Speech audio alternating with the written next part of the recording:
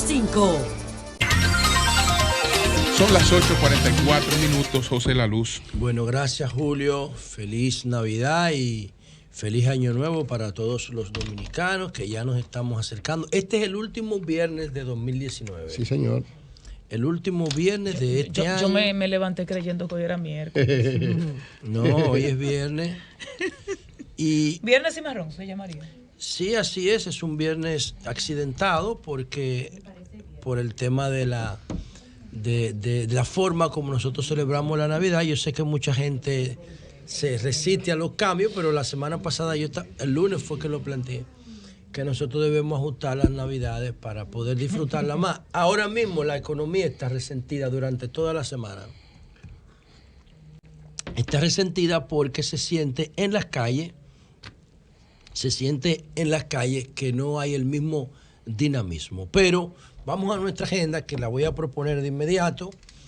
Voy a recordar dos casos que uno le da seguimiento por este tema de la seguridad que llevamos siempre pendiente. Y voy a tratar de hacer un top 10 de las principales noticias internacionales, porque el próximo lunes voy a hacer uno sobre las noticias, los hechos más importantes del 2019 en nuestro país, que es mucho más fácil, ¿no? Este es mucho más complejo. Poder sacar 10, no pude hacerlo, tuve que agrupar algunos acontecimientos por regiones o por temas para poder poner los 10 acontecimientos del año. Pero yo quiero hablarle a la sociedad esta mañana. Debemos de ser coherentes y consistentes cuando nos proponemos las cosas. Y en mi ánimo de que baje la violencia intrafamiliar, cuando hay casos como este, como el de Yareimi Maciel, uno tiene que ser consistente, porque de lo contrario, si bajamos la guardia, nos cogen de pendejos y nos utilizan.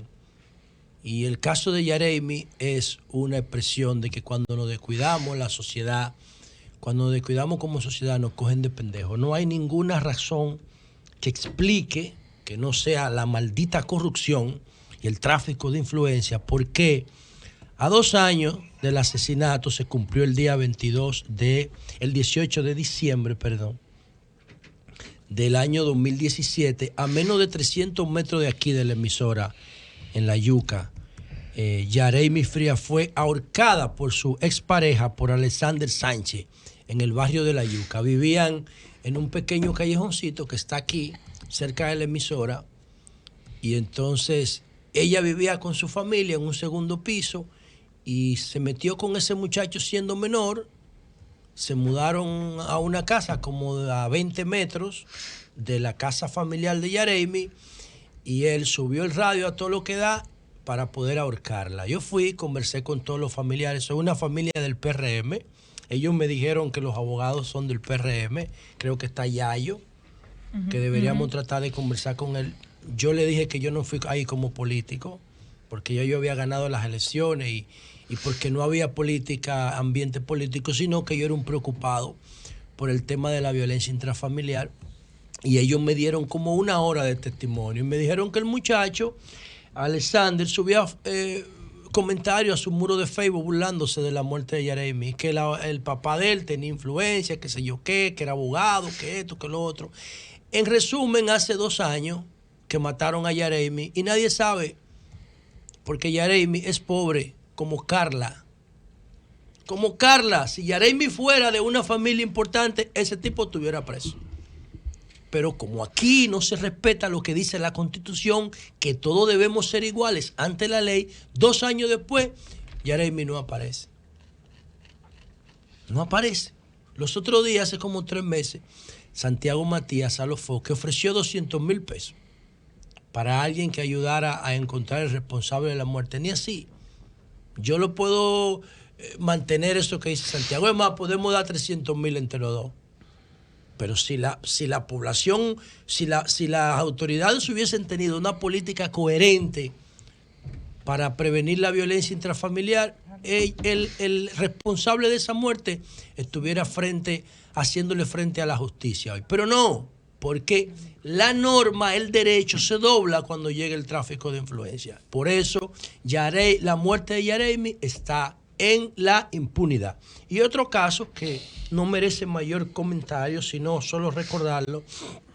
Hoy se cumplen 5 años de la matanza de los hermanos López de Moca. ¿Recuerdan ustedes los hermanos López que estaban desafiando a la policía con asaltos a estaciones de combustible y tráfico de droga? Los rodearon en una casa de Pedro Brán.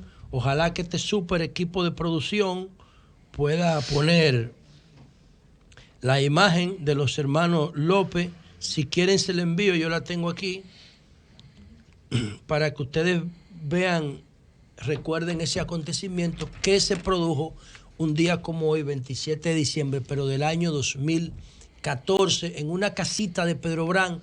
También por ahí era que vivía Carla, y por ahí fue que mataron al niño José Llenas Aybar, por ahí mismo, por donde rodearon a los hermanos López, sí, y la policía los mató, los rodeó, los acribilló de una forma bárbara. Obviamente estos tipos no estaban jugando, ¿no? Y se metieron ahí, alquilaron la casa y empezaron inclusive a beber romo y a hacer bonche, sabiendo que la policía lo andaba buscando, lo chivatearon y lo mataron un día como hoy. Entonces, dicho es, mírenlo ahí, los hermanos López. Pero yo quería que me pusieran la otra foto, la foto de la casita y el colchón. Pero ya, yo nada más quería recordar eso, no quiero profundizar. Me voy con lo que yo considero son los 10 acontecimientos más importantes de el año 2019. Vamos a ver cómo lo logro hacer. ¿Cómo lo vamos a hacer para poder cubrir todo? Aquí está, vamos a ver. Los temas del año, tenemos que empezar por, Bolsonaro. El 2019 comenzó con el triunfo de Bolsonaro, pero más adelante vamos a volver porque si nos concentramos de manera individual en América Latina, son más de 10 casos en América Latina. Entonces, hay que ver los personajes, que en el caso de Bolsonaro llamó la atención por ser un legislador mediocre, con más de 20 años en el Congreso y pasó como por 8 partidos y nunca sacó una ley. Y de repente aprovechó la crisis de gobernabilidad de Brasil, la crisis de transparencia de Brasil y el efecto de choque del gobierno de Trump, del triunfo de Trump, y Bolsonaro en uno de los países, de los 3 bastiones del catolicismo que tiene América Latina, Brasil, Colombia y México. Bueno, pues entonces Bolsonaro se quedó con el poder en Brasil. Su comportamiento, debemos decir que ha sido menos agresivo de lo que se esperaba, por lo menos en lo que a mí respecta. Yo esperaba un gobierno más agresivo, tomando en consideración la cultura militar en Brasil y el perfil militar de Bolsonaro, pero el tipo se ha manejado más o menos bien. Entonces tenemos también en este año el impeachment, el proceso de impeachment a Trump, que ha dominado prácticamente la mitad del año. Tenemos también la muerte en el lugar número 7, la muerte de el líder del Estado Islámico, Abu Bakr al-Baghdadi, que fue en octubre en Siria. Tenemos también en el número 6 la fotografía compuesta del horizonte de eventos por primera vez de un agujero negro. Si fuera para mi consumo, yo pusiera en el número 2, no en el 6. Por primera vez se hizo una composición fotográfica, porque no fue una foto real, sino una composición informática a partir de toda la información que habían recibido en el MIT de un horizonte de evento de un agujero negro. ¿Qué es eso? El borde de un agujero negro. En la pausa hablábamos nosotros siempre del tema de Dios y de Dios y todo, desde el origen de la vida, y a propósito de los 101 años de María Cristina Camilo, bueno, el 96% del universo nadie lo conoce. Y es la primera vez en la historia de la humanidad que retratan el borde de un agujero negro. ¿Por qué es tan importante? Porque ahí adentro lo que hay es energía oscura y materia oscura. Y nadie se puede acercar porque se lo traga. Entonces el agujero negro parece el 96% que los científicos definen como masa y energía oscura, parece más un infierno que un paraíso. Y esa es la realidad, ¿eh? Por primera vez se pudo retratar o hacer una composición fotográfica de su entorno, de su borde. Y para mí es uno de los grandes acontecimientos y logros de la humanidad.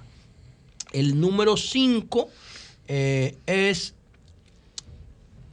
El número 5, las protestas de Hong Kong. Las protestas de Hong Kong, tomando en consideración ese carácter de colonia de Hong Kong, primero de los ingleses y después de los chinos, me parece que esa actitud de protesta marca un antes y un después en el comportamiento asiático. Y yo creo que lo de Hong Kong lo que está haciendo es mandando una señal de lo que viene en China, cuando la clase media de China se consolide. Porque todavía la clase media de China no se ha consolidado como estructura social. Y donde no hay clase media organizada, no hay protestas sociales. Las protestas sociales vienen, las protestas sociales civilizadas, o sea, dentro del Estado de Derecho, ¿no? Porque cuando no hay clase media, entonces la gente se siente subsidiada por el Estado o se siente parte de la clase de arriba rica y no hay problema ahí. Pero donde hay una clase media que fluctúa permanentemente entre la vulnerabilidad y la movilidad social hacia arriba, entonces ahí hay protestas, como sucede aquí en República Dominicana, que ya hay una clase media consolidada que está bordeando el 30%. Y por eso aquí hay tantas críticas y tantas demandas de transparencia, porque hay una clase media fuerte y dinámica. En Hong Kong, miren lo que está pasando. Y oigan lo que se lo estoy diciendo, la primera vez que escuchan esto en un medio. Desde que esa clase media se consolida en China, va a tener problemas el gobierno chino. Pero búscale otro ingrediente, porque no creo que haya economía en el mundo que haya generado más clase media que la China. Seguro. Otro tema es Hong Kong hace tiempo que está en clase media. No creo que haya economía del mundo que haya generado más clase media, más clase media y más clase media alta que la China. Claro. Eso es cierto. Ahora, y otro elemento, parece que son necesarios otros elementos que en China no se dan, que en Hong Kong se da, porque Hong Kong no es China. No, lo de Hong Kong, Julio, también hay que verlo. Hoy en qué contexto hay que ver lo de Hong Kong. Yo los estoy reclamos, de estratificación social. Los reclamos, perdóname, José. Oye, los reclamos. En Cuba no hay protesta? Pero escucha porque esto. No hay clase media. Pero en China, oye, y en Hong Kong, sobra la clase media. Julio, Hong Kong es clase media. ¿Cómo que no se ha consolidado? No se ha consolidado. Oye, todavía. la clase media de Hong Kong, pero discúlpame. Bebiendo romo, no es falso, consumiendo Ferrari, poniéndose joya, totalmente. porque ellos están ahora mismo disfrutando. No, los chinos están produciendo bienes de valor. Está bien. Oye, están produciendo riqueza, bienes de valor. Ahora en Hong Kong, que hace tiempo que está en clase media. Oye, lo de Hong Kong, para que hagamos un debatico que funcione, que la gente pueda educarse y ver y escuchar. Oye, Hong Kong hace tiempo que la gente está en clase media. Cuando el Reino Unido pasa a Hong Kong, ya Hong Kong era un centro financiero. Pero no es tu comentario. Oye, no, pero es importante. Pero es importante esto. Los reclamos de democracia, con todo lo contrario. No, pero es un punto, José, porque está errático en eso. Yo estoy diciendo que las protestas de Hong Kong son una señal de lo que viene en China, porque recuerden ustedes que aunque eso no entender la sociedad china. Aunque hay una independencia, la seguridad de Hong Kong está en manos de China. Sí, está en manos de China, sin embargo. Ellos corrigieron Julio, un problema que tenía el sistema. ¡Prepárense! Ellos corrigieron el problema que tenía. Macao, por ejemplo, tiene igual. Ellos corrigieron el problema que tenía el sistema socialista o comunista. Ellos lo corrigieron. Es decir, producir bienes de valor, generar riqueza. Aquí el que produzca es rico. Sí. y puede gastar su cuarto en cualquier parte del mundo. Así es. El que produzca, tenga iniciativa. A nada de eso. No, pero José, que tú estás simplificando un tema más complejo. Y tiene la libertad de gastar su dinero. Pero que tiene que respetar las reglas. El dinero que usted produzca no es del Estado. Pero usted en 30 segundos. cumple con el Estado, pero usted es rico. En 30 segundos hay un factor en Hong Kong. Qué bueno que la gente lo observe. Lo primero es esto. Los reclamos pro democracia que están subiendo en Japón. En Hong Kong. Perdóname, Julio.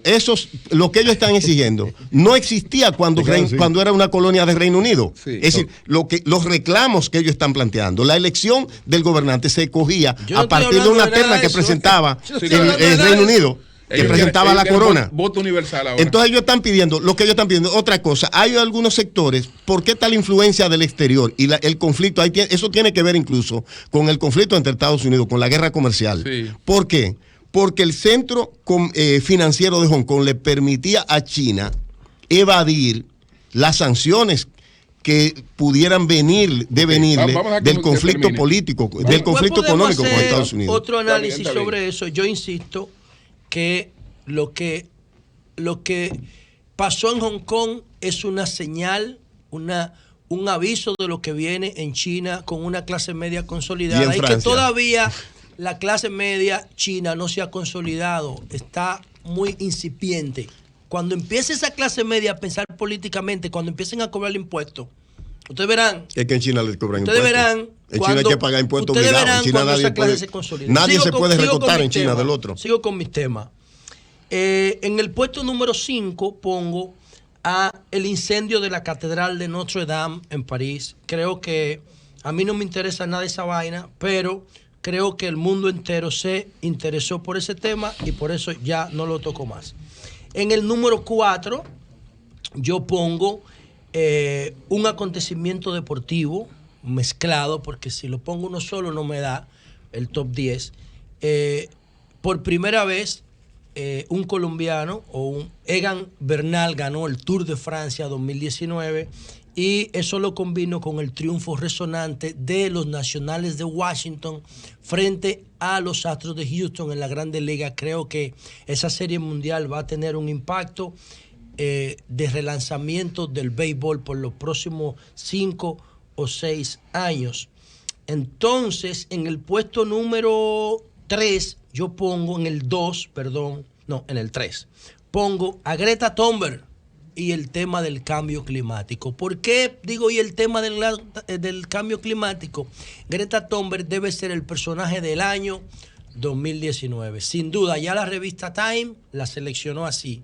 Pero además, ella fue la figura central de la cumbre de Naciones Unidas en septiembre, pero esto se combinó con lo que está pasando en los polos y sobre todo con los incendios del Amazonas, que fueron los incendios más duros que registró la historia del planeta para un año, sin desastres naturales que lo provocan, como por ejemplo las erupciones volcánicas que producen muchísimas cosas. Pero esto fue espontáneo, en una época normal, sin causas que lo justifiquen.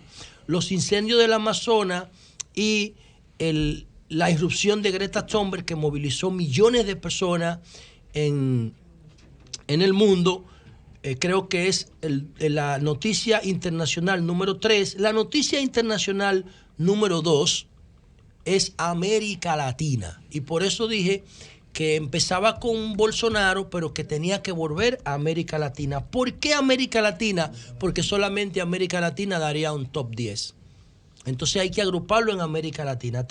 Empezamos con Bolsonaro, pero siguió la tensión permanente en países como Venezuela y Haití, que nunca salen de un estado de crisis en los últimos años. El caso de Puerto Rico, que por una filtración, señores, de un grupo de chat, que dicho sea de paso, Telegram tiene un prestigio en el mundo informático por su seguridad, por su robustez de seguridad, por su garantía de seguridad. Y Telegram nunca ha hecho una declaración sobre lo que pasó en Puerto Rico. ¿Qué opina la gente que más o menos le da seguimiento a estos temas? Que fue alguien que lo filtró del mismo grupo de chat, que lo estaba grabando. estaba haciendo captura de pantalla y estaba grabando todo el comportamiento y después lo filtró. Porque Telegram inclusive amenazó con irse de Rusia y sus líderes que la crearon se fueron de Rusia porque Putin los estaba presionando para que le dejaran una puerta trasera al gobierno para entrar a la plataforma. Entonces, eso provocó que el gobierno de Rosselló en Puerto Rico se cayera. Y junto con Rosselló y el tema de Brasil y el tema de Venezuela y el tema de Haití, tenemos la disolución del Congreso peruano.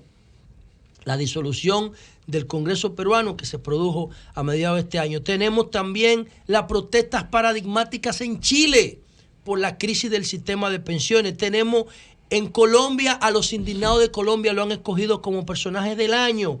Tenemos y cerramos el año con la crisis de Bolivia, la crisis electoral de Bolivia, que le costó el gobierno a Evo, el mejor gobierno que ha tenido la historia de Bolivia. Los bolivianos lo patearon al final. Eso va a tener sus consecuencias. Y para mí, la noticia más importante del 2019, atención a la gente que nos hace el favor de escucharme. Para mí, la noticia más importante del año 2009, ya lo había sido en el año 2016, esta misma noticia, ahora evoluciona. Google en septiembre anunció por primera vez que había hecho un procedimiento cuántico, por lo menos híbrido. ¿Qué anunció Google? Que había hecho un cálculo cuántico por primera vez. Se habían podido utilizar los qubits, los quantum bits, para hacer un cálculo. Ese cálculo que había tomado varios años hacerlo con la computadora normales que usamos ahora, a ellos les tomó unos minutos. Y cuando nosotros proyectemos eso como un estándar dentro de 10 años, pónganle ustedes, para el 2030, todo lo que conocemos habrá cambiado. La sociedad basada en el Internet durará hasta que venga la sociedad basada en la informática cuántica. Y ya Google, y lo está haciendo también IBM, están haciendo pruebas, lo está haciendo China también, pruebas sostenidas, verificables por la NASA de informática cuántica. Y por eso para mí esa es la noticia más importante de este año 2019. Cambio.